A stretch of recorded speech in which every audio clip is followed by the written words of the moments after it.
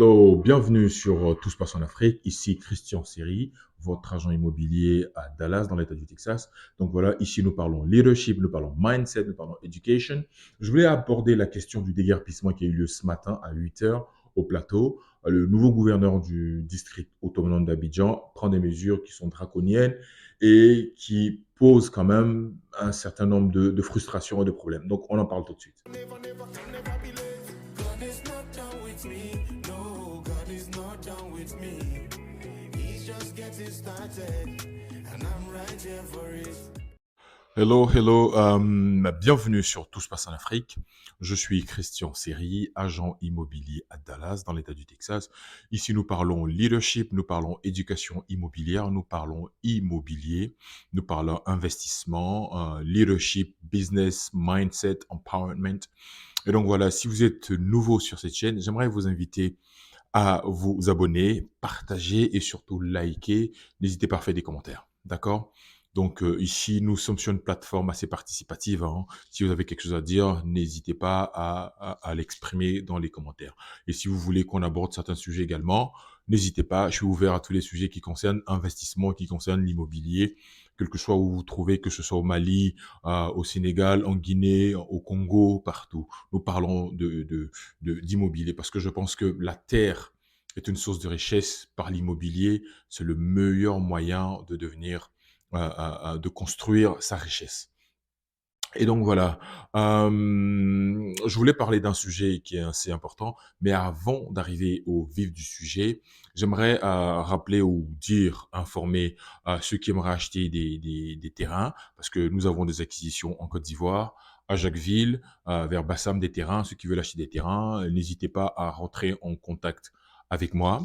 Et donc voilà, à des prix abordables, hein, et tout est négociable en immobilier. Également, pour ceux qui veulent acheter du poisson, des carpes. Et donc, nous avons une pisciculture sur la route d'Alépé, à Montezo. Donc voilà, donc n'hésitez pas à rentrer en contact avec moi pour ceux qui sont à Abidjan, qui ont besoin d'être approvisionnés en poissons. Les poissons sont déjà arrivés à maturité. Donc voilà, la dernière annonce, c'est celle de Business Apéro Christ. Donc voilà, c'est une plateforme qu'on organise partout dans le monde, hein, aux États-Unis, ici, en France et aussi en Afrique. Et donc voilà, où on invite un fils ou une fille du royaume pour partager son expérience en tant qu'entrepreneur, de comment est-ce que les Saintes Écritures l'aident dans sa vision, dans son business, dans le choix de ses partenaires et même dans la prise de ses décisions. Donc, on en aura un à Paris, ce sera en ligne. C'est organisé par la sœur Sarah. Donc, elle invite Ingrid Kabongo. Elles vont parler business. Ce sera en ligne le 27. On va partager les informations dans les prochaines vidéos. Et donc, voilà. Aujourd'hui, j'aimerais parler de l'actualité, de ce qui s'est passé ce vendredi matin en Côte d'Ivoire, à Abidjan. Bien avant ça, on aimerait féliciter hein, le monsieur Sissé Bakongo, le nouveau gouverneur du district autonome d'Abidjan. On le félicite pour sa nomination et donc voilà, on est content pour lui. Mais on va parler d'un sujet qui est très important. Et ce matin, certains habitants, certains commerçants se sont vus manu militari abandonner leur lieu de business, leur lieu de travail. Donc voilà, au plateau, le marché Djer au plateau a été déguerpi ce matin à 8 heures. Euh, on comprend bien que le gouverneur veut assainir l'espace urbain. C'est bon. On comprend également que le gouverneur veut maîtriser le développement de la ville. Abidjan, on comprend cela. Super, il n'y a pas de problème. Mais les gens se sont réveillés ce matin, j'allais dire super, super embêtés et frustrés, en même temps blessés et n'ayant pas de recours. Parce que la question que je me pose, que je peux poser, euh, est-ce que c'était le moment de faire ce genre d'opération? Est-ce que c'était le moment? La Coupe d'Afrique, c'est le 13 janvier, dans quelques jours. Et à quelques jours, on vient déguerpir des personnes qui sont installées là depuis des années, qui font leur business et qui vivent de cela. Ils vivent de ce business-là. Des gens se sont endettés pour investir dans ce qu'ils font, dans la vente. Même si c'est un peu tertiaire, ces personnes-là payent des taxes, payent des patentes, payent des taxes au niveau de la mairie, au niveau du district d'Abidjan. Et de venir comme ça, les débarquer, les déguerpir, sans préavis. Il y a cette dame-là au plateau, j'ai vu dans un reportage, elle courait littéralement parce elle était informée: «Viens maintenant, ton magasin est en train d'être, démoli». Je pense que, monsieur le gouverneur, heu, la méthode peut être revue. Il faut revoir votre copie. Ce qui m'embête vraiment, c'est que, les personnes n'ont pas été notifiées. Les personnes n'ont pas été notifiées. Il faut notifier, les personnes. Nos frères, nos sœurs qui participent à l'économie, de la Côte d'Ivoire, dont ce business-là, ce sont des entrepreneurs. Du jour au lendemain, le business est foutu, j'allais dire, démoli, il n'existe plus en une journée. Le business qu'ils ont préparé, pour lequel ils se sont investis corps et âme, énergie et temps, qui part en fumée en 2 secondes sans être prévenu.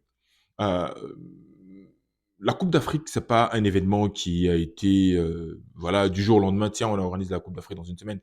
Vous le savez bientôt, j'allais dire, très, très tôt. Vous le saviez très, très, très, très longtemps à l'avance.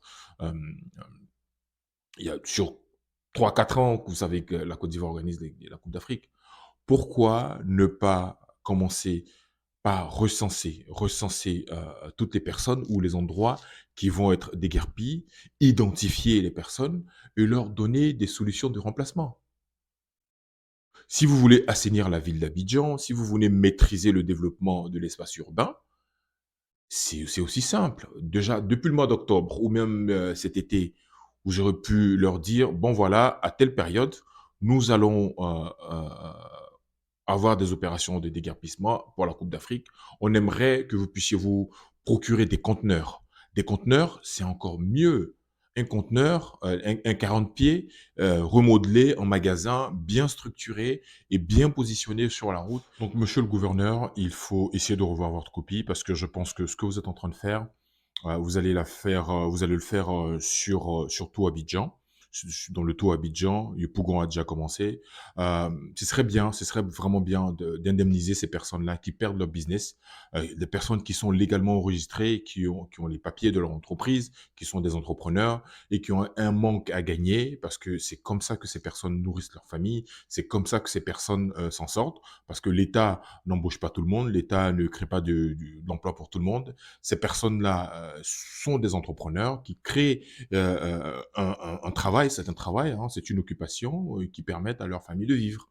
Donc pensez à les dédommager ou à leur proposer d'autres espaces que vous allez aménager pour leur pouvoir, pour leur permettre de continuer leur activité. Donc c'est très important. Trouver des endroits, j'allais dire, hem bien placés pour eux, voilà, bien situés pour qu'ils puissent continuer leur business. C'est bien de rendre Abidjan joli, propre, bien, on a compris. Mais, il faut que des personnes y vivent aussi. On va pas tout nettoyer et puis après il y a personne pour vivre en Côte d'Ivoire ou à Abidjan. Et c'est la même situation également à Yamoussoukro. Je sais pas si le préfet de Yamoussoukro, qui a cette semaine a commencé à déguerpir des personnes qui sont installés à Yamoussoukro, qui ont leur restaurant. J'ai vu le cas de monsieur Sawadogo à Yamoussoukro. Il disait qu'il a pris un prêt pour construire le restaurant qu'il a mis en place. Donc il attend la Coupe d'Afrique, vraiment avec impatience et à une semaine de la Coupe d'Afrique, on lui dit qu'il doit déguerpir. Déjà, c'est vraiment un coup dur pour lui et de 2, il a ce prêt qu'il a pris qu'il doit rembourser.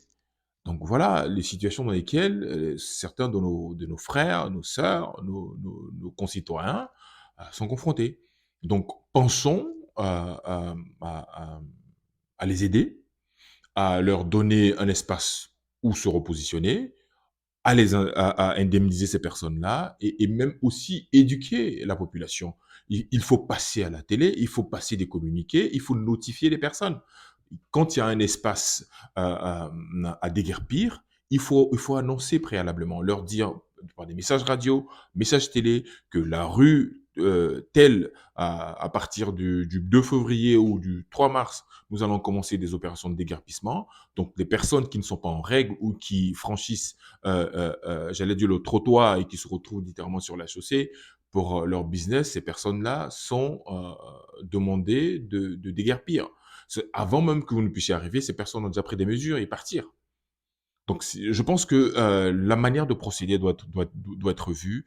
On essaie de développer le pays, développer la ville, développer nos villes, j'allais dire nos cités, mais il faut qu'on éduque les gens. Il faut qu'on leur dise exactement ce qu'on veut faire, ce qu'on compte faire, quel est le plan derrière tout ça.